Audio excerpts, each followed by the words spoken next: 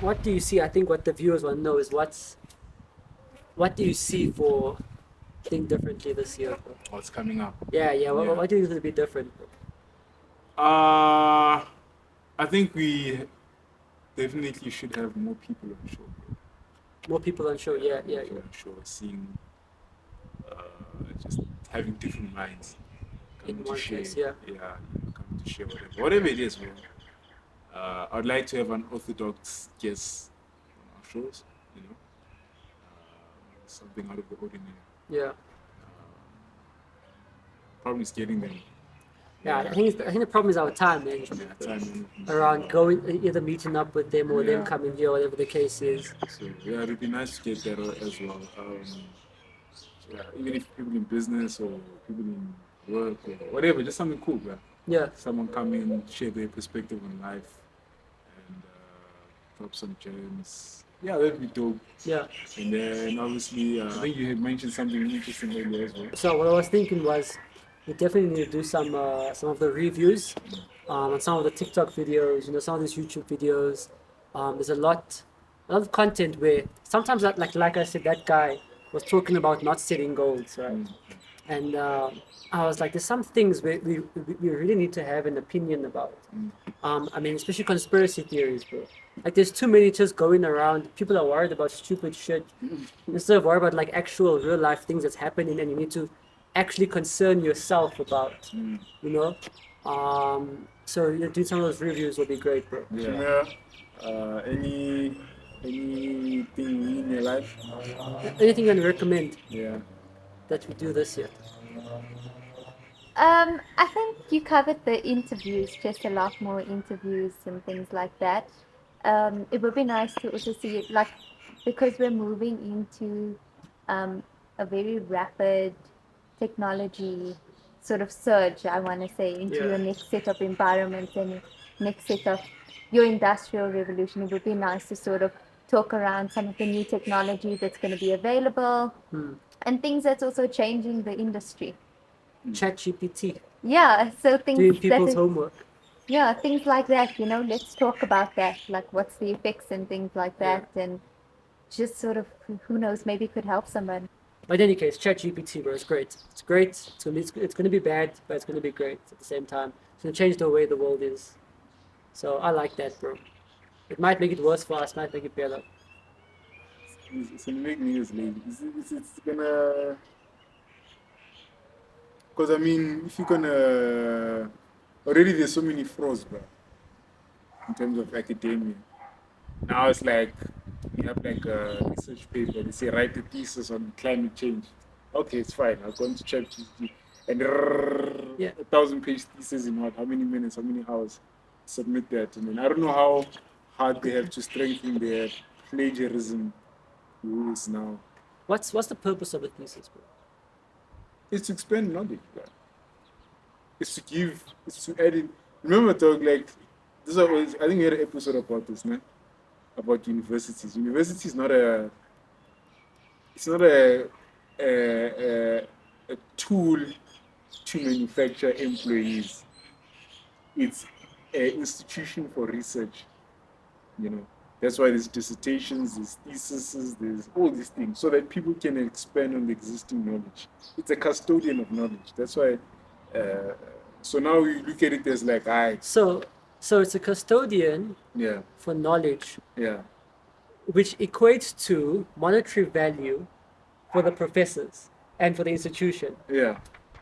And you performing the thesis, putting the knowledge together, get nothing out of it besides a degree. No, not really, bro. There's recognition. You can become a professor. You can move into the field of study. It's beneficial, bro. If you look at it You put bread on your put bread on your table, bro. Yeah. After how many years, bro? No, it does, but look, it depends. It depends on how to study, bro. Because if you, for example, so I'm there, right? Let's use a real life scenario. I'm there to study business science, bro. Yeah. What happens, bro? I go, I do my thesis, I get knowledge, I get recognition. Yeah. Then you become somewhat of a mogul, bro. Because it does play um, it adds weight to your career. In fact, it adds weight to your profile. What profile?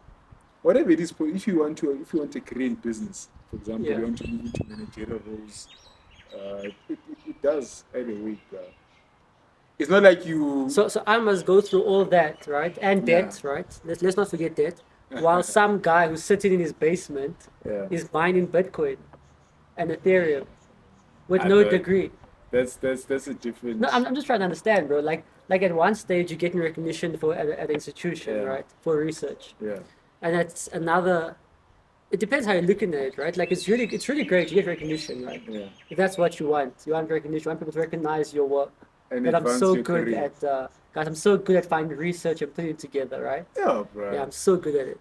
I But think it also it's to the thing. advance your career, bro. Because think about What it, right? career, bro? Like imagine if you're a scientist, right? Maybe studying data science Yeah. or actual science, Yeah. medicine, whatever the case may be. That's a different story, bro. That's That's a what I- profession. Hence, I'm saying the professions, bro. Yeah. You see, if you mining Bitcoin and not that, Yeah. it's a different conversation because there you just But why aren't they teaching that, bro? what Mining Bitcoin. There is actual now courses for Bitcoin, Yeah. but now it's more an analysis of Bitcoin, like Yeah, how to it's mine, analysis. Yeah. like forex, but now for Bitcoin. Yeah. There is actual. I know UCT offers, I know Wits offers, Mm-hmm. but it's not. It's not the thing is. It's like we've polarized it now. Mm. There's kids now that are like they follow the trend and they get like and they make millions. Oh sorry, shit. What was it? Yeah, it's my saliva. There's kids who follow the trends, Yeah. like what happened with Dogecoin, right? Yeah. Anyone on face value can look at Bitcoin and say, "Oh shit, now it's pumping and down, pumping down, pumping down. Buy low, sell high, Yeah. Yeah. make a million." Yeah. But then there's an analysis behind it as to why it fluctuates like this, or whatever the case may be. And like you said, right, you need to look at it that way. If Vele, you're going into the career of a science career or whatever the case may be, Makes I think sense. it's beneficial to go through the whole research and advance your career, especially if you're looking to be a professor. Mm. I think the dissertation, the thesis, it helps in terms of building your work background. If you're about that life. But if you're here just trying to mine Bitcoin, Forex, start a business, then obviously it wouldn't be beneficial. Yeah, if it's for the money, then that's not what your aim Yeah. should be. It's Yeah. not meant for that. That's more for adding value to the field of Exactly, knowledge. Yeah. Like, how do these things work? Yeah. Looking at your economies if you're doing business science. So it's not, I would say it's two different things, like Ronnie. I think we've got too much theory in the world that we don't need this anymore.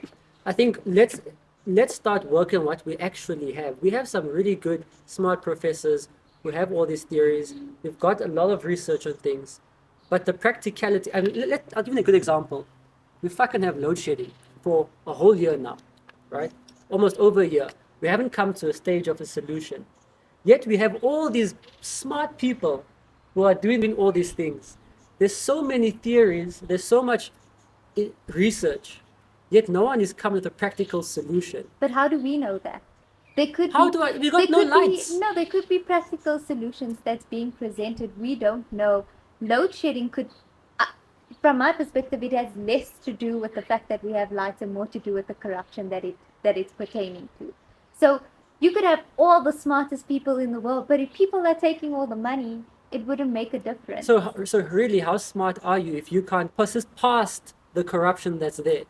Because you would find the gap, right? So obviously you'd have to become corrupt in order to pass the gap. But that's still going to take time. How much time do you need? Let To me be corrupt, I don't know. let me put it this way. I'll put it this way. In South Africa right now, we've got 9 months. Okay, not we. ANC has 9 months to prove to the country why we should vote for them next year. And they're not doing a very good job right now. So in 9 months' time, this is our economy, right? This is our future. We've got 9 months to see what happens during that time and what changes. Come next year, we're voting for DA or EFF, whoever we're voting for, right? Because they made promises. But my point is, right, let me just go back to my point. My point is that it's no use. We have so much. Like there needs to be a cap. How many of you guys are doing research to come up with no solution? without solutions that are being tested, being, like without one site of positivity around what these guys are going to do theories for, whatever. There's so many professors teaching. You're teaching economics, you're teaching business, you're teaching, I don't know, health science, whatever the fuck you're teaching, right? Yet basic human needs are not met. What is the purpose of you having all that knowledge if you cannot practically implement something to benefit society? No, it's a valid point, but you need to look at it because you cross roads, né? There's always like you're speaking facts, bro. Like there's so many engineers and doctors that are here in the city that have left their homelands Yeah. destitute, and if they could pool resources together in terms of financial and knowledge, I'm Yeah. sure they'd be able to solve a lot of the problems that we have. Because like you said, bro, it's It doesn't make sense, bro, having all these people studying all this shit, bro. How many accountants do you need in the world? Let me understand this, right?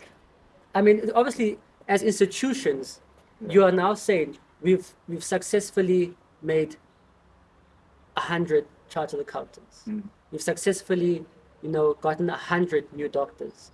Successfully gotten 100 new engineers, bro. And we've got all these resources, right? Who have no experience. They've got their theoretical knowledge. They've done some of the case studies and so forth, but no real life experience, right? Okay, well, like obviously with accounting, you go to the firms and stuff and you start practicing that way. But essentially, how many accountants does it take in one company? nah. No, the thing is like it's we're having different conversations, bro. Like No, but what I'm trying to understand is, I get it. Don't get me wrong. I get what you're saying. Yeah. Like the problems that we have third world problems, né? But we have first world ambitions, and there's a gap. Yeah. You see, and that gap is where what you're trying to talk about right now, right?